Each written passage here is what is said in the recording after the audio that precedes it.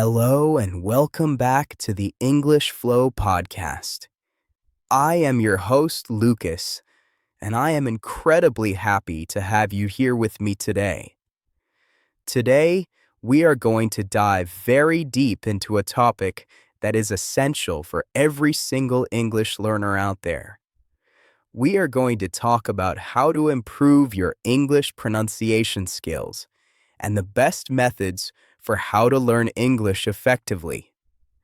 Pronunciation is often the biggest challenge for students because it's not just about memorizing words, but about training your muscles and your ears. Before we start this massive lesson, I have a very important request for you. Please take a moment right now to subscribe to this channel. If you subscribe, you will never miss our future episodes where we share the secrets to fluency. We have so many amazing lessons coming up about how to learn English, and I do not want you to miss a single one. So please, hit that subscribe button now, and let us begin our journey to better pronunciation.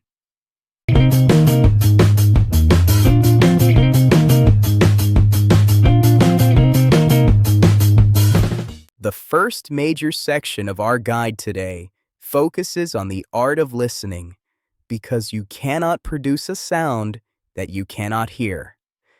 Many students want to speak immediately, but they skip the crucial step of active listening. When you listen to English, you must stop treating it as background noise. You need to focus intensely on the specific sounds the speaker is making. In your native language, your brain filters out sounds that are not important. But in English, those sounds distinguish meaning. For example, the difference between the short vowel in ship and the long vowel in sheep is very small, but it changes the meaning completely. You need to spend time every day listening to clear audio, like this podcast, and asking yourself what exactly you are hearing. If you do not train your ears to be sensitive to these new frequencies and rhythms, your mouth will never be able to copy them accurately. Listening is the foundation of all pronunciation work. Building on the concept of listening, we must discuss the idea of input before output. In the world of language learning, your brain needs a massive amount of examples before it can create its own sentences. Think about how a baby learns their first language. They listen for a year or two before they start speaking in full sentences. You should adopt a similar mindset. When you are learning how to learn English pronunciation, you should find a podcast or a video host whose voice you really like. Listen to them repeatedly. Do not just listen for the general message or the story. Listen to how they breathe, how they pause, and how they use emotion in their voice. This deep immersion helps your brain build a database of sounds. When you finally speak, your brain will access this database to help you form the correct sounds. Without this input, you are just guessing, and guessing leads to bad habits that are hard to break later. Now, let us move to the second major section, which is the physical side of pronunciation. Speaking a language is a physical activity, just like playing a sport or playing a musical instrument. Your mouth contains many muscles, including your tongue, your lips, and your jaw. When you speak your native language, these muscles move in a specific way that feels comfortable to you. However, English requires your muscles to move in completely different ways. You might need to stick your tongue out for the TH sound or round your lips for the W sound. If your mouth feels tired after practicing English, that is actually a good sign. It means you are exercising muscles that you do not usually use. You need to become very aware of where your tongue is inside your mouth. Is it touching your teeth? Is it touching the roof of your mouth? This physical awareness is the key to changing your accent and improving your clarity. To improve this physical connection, you should practice in front of a mirror. I know this might feel silly or embarrassing at first, but it is one of the most effective ways to learn. When you watch native speakers, look closely at their mouth shapes. Then, look at yourself in the mirror and try to copy that exact shape. If a native speaker opens their mouth wide for a specific vowel, but your mouth is mostly closed, the sound will be different. You can use the mirror to check if your tongue is in the right position for difficult sounds. For example, for the letter R in English, your tongue should pull back and not touch the top of the mouth. If you see your tongue touching your teeth, you know you need to adjust. This visual feedback helps you correct mistakes that you might not be able to hear yet. It connects the visual to the physical. Another powerful physical tool is recording yourself. Most people hate the sound of their own voice on a recording, but you must get over this fear if you want to improve. When you speak, you hear your voice through the vibrations in your skull, which makes you sound different than you actually do to other people. When you record yourself and listen back, you hear the truth. Pick a short paragraph of text and record yourself reading it. Then, listen to a native speaker reading the same text. Compare the two recordings. Where are you different? Did you rush through a word? Did you pronounce the ending of the past tense verbs clearly? This comparison process is vital for how to learn English pronunciation. It allows you to be your own teacher and identify your specific weak points so you can focus your practice on what really matters. Moving on to our third major section, we must talk about the shadowing technique. This is perhaps the single most effective exercise for improving pronunciation, intonation, and speed all at once. Shadowing means you listen to a piece of audio and repeat what you hear almost simultaneously. You do not wait for the speaker to finish the sentence. You try to speak along with them, like a shadow following a person walking. You should aim to copy everything exactly. Copy their speed, their pauses, their emotion, and their melody. This forces your brain to process the language at a native speed. It stops you from translating in your head because you do not have time to think.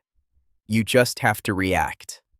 It builds a direct connection between your ears and your mouth, bypassing the analytical part of your brain that often slows you down. Let us break down how to do shadowing effectively for beginners. Start with a transcript of the audio. Read the text first so you understand the meaning and the vocabulary. You do not want to be confused about the words while you're trying to focus on the sounds. Once you understand the text, listen to the audio while reading. Then, play the audio again and start speaking along with it. At first, you will stumble and make mistakes. You will miss words and fall behind. This is completely normal. Do not give up. Just keep going and try to catch up. As you practice the same clip over and over, you will find that your mouth starts to move automatically. You will start to feel the rhythm of the sentence. This repetition is where the magic happens. It programs your muscle memory to produce English sounds naturally and fluidly. For advanced shadowing, you should try to do it without the text. This is much harder because you rely 100% on your ears. Walk around your room while you do this. Adding physical movement, like walking or using hand gestures, can actually help you learn the rhythm of the language better. When the speaker gets loud, you get loud. When the speaker whispers, you whisper. You are essentially acting.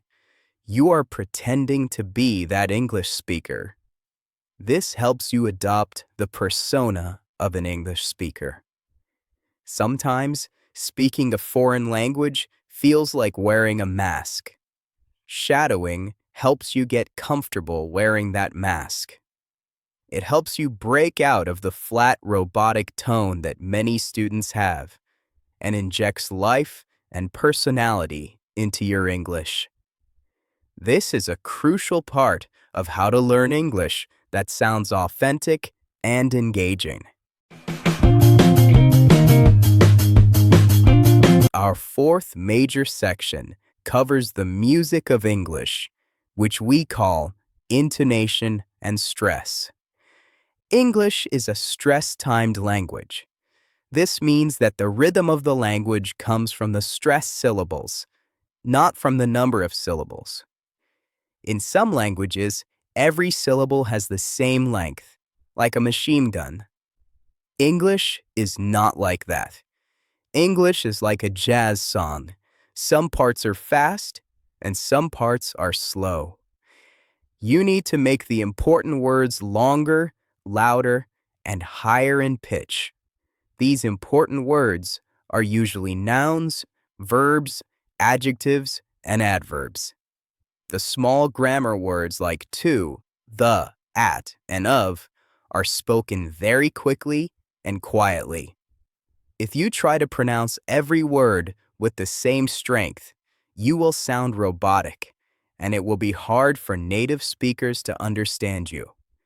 Mastering this rhythm is essential for fluency.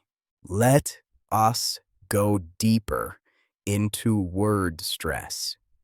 Every word in English with more than one syllable has one syllable that is stronger than the others. For example, in the word banana, the middle syllable is the strongest, banana. If you say banana or banana, it sounds wrong. Using the wrong word stress can even change the meaning of a word. For example, the word present. If you stress the first syllable, present, it is a noun meaning a gift. If you stress the second syllable, present, it is a verb meaning to show something. You must pay attention to this when you learn new vocabulary. Do not just learn the spelling, learn the music of the word. A great way to practice this is to clap your hands on the stressed syllable. This physical action helps lock the rhythm into your brain. Sentence stress is the next level of intonation. This is about which words in a whole sentence are emphasized. Usually, we stress the new information or the information we want to clarify. For example, if I say, I didn't say he stole the money, the meaning changes depending on which word I stress. If I stress I, it means someone else said it. If I stress he, it means I said someone else stole it. If I stress money, it means he stole something else. This flexibility allows you to express complex shades of meaning without changing the grammar. When you are listening to podcasts or watching movies, try to identify which word carries the most emotion or power in the sentence. Mimicking this sentence stress will make you sound much more sophisticated and will help you control the conversation better. Finally, we have the concept of rising and falling intonation.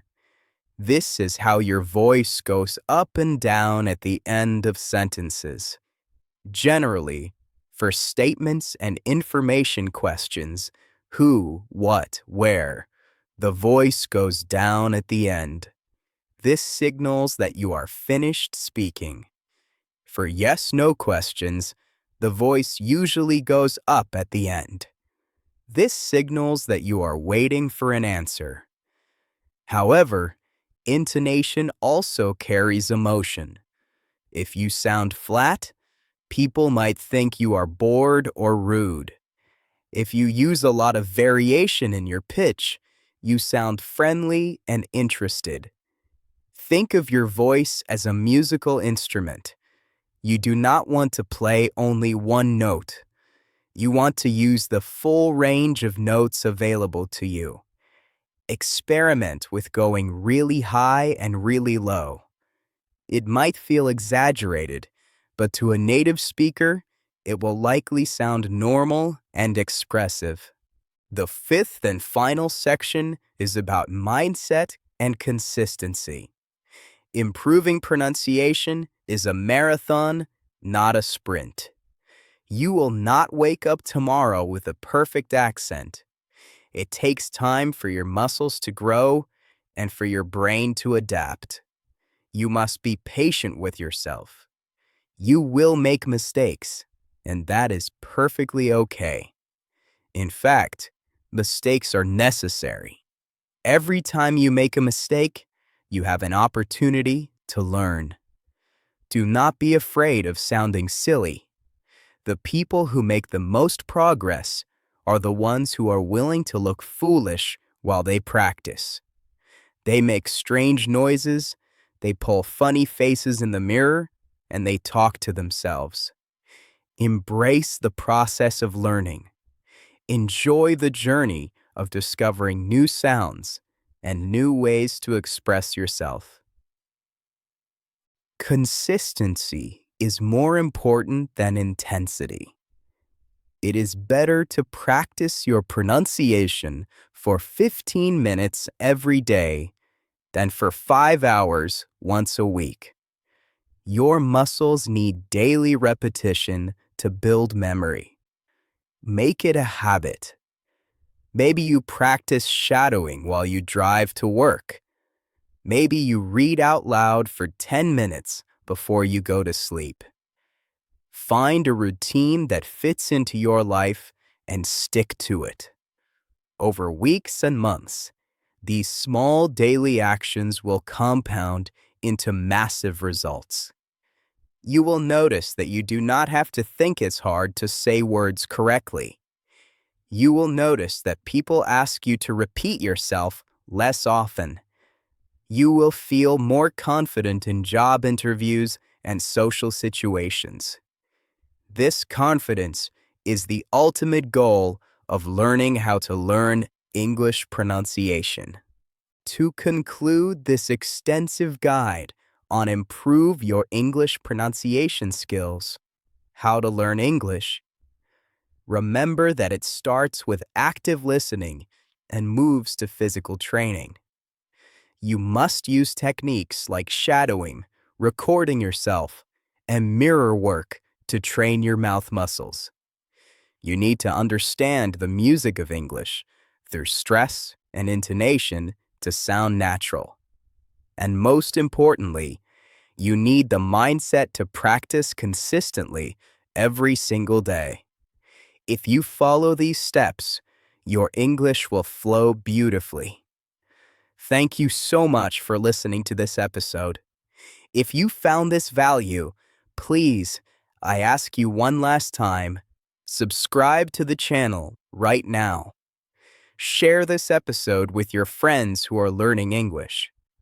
Follow us on all our social media platforms to get daily tips and tricks. Keep practicing, keep listening, and I will see you in the next episode of the English Flow Podcast.